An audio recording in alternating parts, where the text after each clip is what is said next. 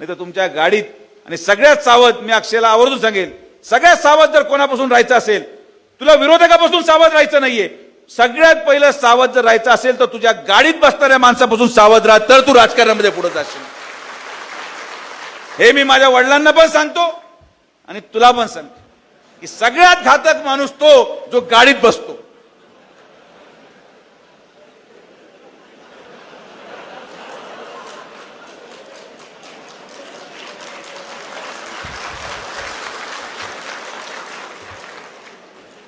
मी म्हंटलो ना की मी हसवणार सगळ्यांना.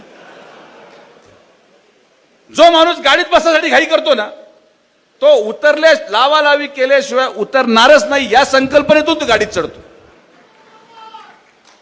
काय करायचं गाडीत, काय बसाय आमच्या गाडीत, बाबा तू घेऊन जा गाडी, बाबा मी मोटरसायकलवर येतो, अजून काय. हे सगळ्यात घातक प्राणी आहे. नगर ते राहुरी ते बुरानगरचा प्रवास पार करत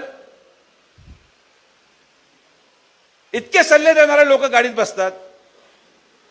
मला नगर ते इथून पार करत इतके सल्लागार गाडीत बसतात.